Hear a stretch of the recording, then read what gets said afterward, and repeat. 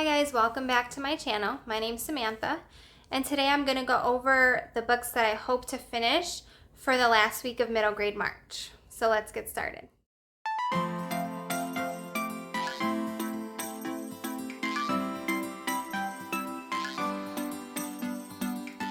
Okay, so at first I'm going to start to go over the books that I'm in the middle of right now. I'm not going to talk about what I've read because I obviously want to save that for my wrap up. I'm listening to the audiobook right now of Ban This Book by Alan Gratz, and I like it so far. So basically it's about a girl who goes into her library at her school one day and realizes her favorite book is not on the shelf. So she asks the librarian, and she explains to her that some of the moms wanted the book banned. So they were in the process of banning it, and they were going to hold a board meeting to finalize everything. And she was really upset, but she also, our main character, she doesn't really like to speak up or say what's on her mind, even at home. So she goes to this board meeting. She's basically going there to protest and say how it shouldn't be banned. And she gets there and listens to everybody, and she decides she can't go up and speak. So her dad buys her the book, and that's what I know so far. I think that from what I remember what it's about like, even though she has the book, she's upset because there's other books that are banned, and they said it's only like 11 books, but really some of them are series, like Junie B. Jones they mention, and I can't remember what else. So yeah, I'm enjoying it. It's kind of nice to read because I have been looking online at like the banned books, and I'm trying to read those because I just want to see like my opinions on them. And then of course Harry Potter and the Sorcerer's Stone is the other book I'm in the middle of. I'm about halfway, and I'm reading this one with my daughter. I've never fully finished the series. I think I've read maybe one of the first book back in 3rd grade, but I don't remember finishing, or if I did finish. But I have watched movies 1 through 3, so we have the whole book series. So I'm excited to read the books that I haven't seen the movie for, and then kind of just being surprised. Because right now it's kind of like very similar to the movie, this book. So, you know, I like know what's going to happen, so it's not as exciting. But my daughter hasn't seen the movie, so I'm having her read it first, and then she'll get the enjoyment of watching it then. Okay, and then we have the Vanderbeekers of 141st Street. And this is by someone I can't read because they covered the label. Okay, it's by Karina Jan Glazer. And this is about a mixed race family. I believe it's an Asian American family. So this will work for 5 words in the title, and also Asian American is the main character. So it just became available on my Libby app for the audio version. So I plan to, I've read about 1 chapter of it, but I plan to listen to it on audio this weekend. So I'm hoping to get a good amount of this done, if not all of it. Okay, and then the next one I'm in the middle of is The Night Gardener by Jonathan Auxier. And this one is a horror middle grade book, and it is very atmospheric. And basically these 2 Irish kids who go to find work somewhere and shelter because they are homeless because their parents, they think, are on a ship somewhere, and they're waiting for them to get back. But in the meantime, they have to work and find somewhere to live. And they end up going to this house that's like in the middle of nowhere, and it's very dark, gloomy. And the people who live there, the family who lives there, is very like pale, and they just look like not healthy, not happy. And then they start to find out some weird things that are happening in the middle of the night. They see like a big figure, and everyone in the house has nightmares ever since they've been in that house, and they're like the same nightmares that they can't wake up from. So it's pretty scary actually. But I mean, I'm enjoying it. I kind of take breaks when I don't feel like reading something so dark. So I'm kind of just taking my time with it, but I will be finishing it by the end of the month. Okay, and then the next stack of books, I have 4 here, and they're all graphic novels, so I really think that I can knock these out really quick. So, When Stars Are Scattered by Victoria Jameson and Omar Mohammed.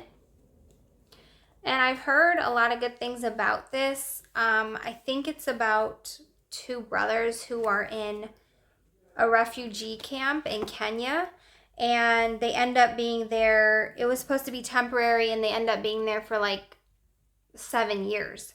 So, yeah, I actually see on the back of the cover, Roller Girl was also written by the same authors. And I just read that for this month, and it was good. So I'm excited to get to this one now that I know that. Okay, and then the next 2 books I have are also by the same author. So we have Brave and Awkward by Svetlana Chemakova, which I may be saying wrong. I apologize if I am. And I don't know anything about this, but it's awkward and brave, and it's middle grade. So I'm assuming it has to do with like some awkward situations in school, because it has her sitting in a desk and a boy across from her. So it might be some type of story about having your first crush or something like that. So yeah, I'm excited to read these. I've really been liking graphic novels, especially in middle grade March, because I typically don't pick up a lot of them, and it's nice to just have something fun to read and something quick. Okay, and then the last graphic novel I have is Ghosts by Raina Telgemeier. And I've never read any of her books, but I know she writes like Smile, Sisters, drama. They're also graphic novels. My daughter has read all of her books, I believe. So yeah, it's a really quick, like there's not a lot of words in this. So I think this is probably less than an hour maybe. So I want to get to this one as well. Okay, and then I want to get to Brown Girl Dreaming, which is by Jacqueline Woodson. So it's about her personal experience growing up in North and South Carolina in the 1960s and 70s, it says. And this one is also written in verse. So I haven't picked it up yet because I read historical fiction last month by Sharon Draper that was a bit of the same type of story, same type of issues, I guess, because it's like the same timeline. And it was also set in North Carolina. So I kind of just wanted to wait a little bit, and then now I'm starting to get into the mood to read this because I've been wanting to read it, and also it's a library book, so it's going to have to go back soon, and I don't want to not read it before it goes back. Okay, and then this one is also from my library. It's called Maybe He Just Likes You. And this was a nominee for a 2022 award. And it is by Barbara. Sorry, they covered with these stickers and I can't read it. Okay, Barbara D. And this caught my eye because on the front it says, how do you know when someone crosses the line? So this is about a 7th grade girl named Mila, and she encounters a boy who hugs her without permission, basically, and she doesn't like that, and it doesn't stop there. He starts doing it randomly in the hall, or he just keeps making passes to her that's uncomfortable. And her friends are like, you're overreacting, like he's just flirting with you, but she's not comfortable with it. But with her friend saying that, she kind of feels like she's overreacting. But then it gets to a point where she seeks help, it says. And because he does something that's maybe too much. And I think this is a good book to read. I got it for myself and for my daughter because my daughter will be in 6th grade next year. And I just kind of am, I think this is a really good book to read with an adult because it kind of starts to go into those type of things that she's going to need to be dealing with, or middle schoolers are going to have to deal with at some point when they start to get into these higher grades. So I really want her to understand it and know that she can always ask for help, and I just thought that this sounded really good for this age group. So I really want to check it out. So then we have Operation Sisterhood, which I've already talked about, that's who the author is. I cannot pronounce it, so I apologize. It's about a girl who lives with her mother. Everything's fine, she's happy, but then her mom she decides to move in with her boyfriend, or maybe it's her new husband, I don't know. But they have they have chickens there, and there's like 3 other sisters, there's a dog, there's a cat, there's just so much going on, and they're all moving into this brownstone house in the middle of Harlem. And she just feels like there's not room for her with everybody there and the animals, and her mom is with a new man. And so, it kind of just has that feeling of being left out and feeling like there's no room for her. So, yeah, this one sounds really good, and I hope to read it. Then she discovers that they all like music, and she starts getting into music, and that's kind of her outlet, and she's realizing that she does have a place in this family, and now that it's bigger, even though it's different, it's better. It can be better for her. And then we have Sweep, which is also by Jonathan Augier, and I've heard about this from like a lot of different people. I'm on like a Discord for Middle Grade March, and a lot of people are talking about it, and it just sounds cute. It's about a girl and her monster, so it's an orphan category, and I don't know much about it. All I know is like the little girl was sweeping in a chimney, and she thought she was gonna die because something happens in there. Oh, so she gets stuck in the chimney during a fire, and then she wakes up and she's in like some attic or something, and there's a big monster there, and he saved her. And it's just about them growing together, forming a relationship when they both don't have anybody. Okay, and now the last book I have is When the World Turned Upside Down by Kay Ibura. And this one again is about the pandemic. It's about how, things change. Like at first it was kind of fun. Like, well, we don't get to go to school. We don't have to go to school. We get to do homework at home.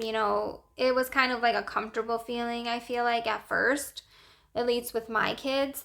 And then after a while, it was just like, no, like for everybody, not just the kids. Like I feel like the house just did not function the same. And, it's really hard. You have to kind of navigate something new. And this is kind of a story from the kids' point of view, like the things they had to deal with that they didn't have to deal with in school. I know it's been a struggle for a lot of people since the pandemic. Even though things have started to kind of open back up, it's still not the same.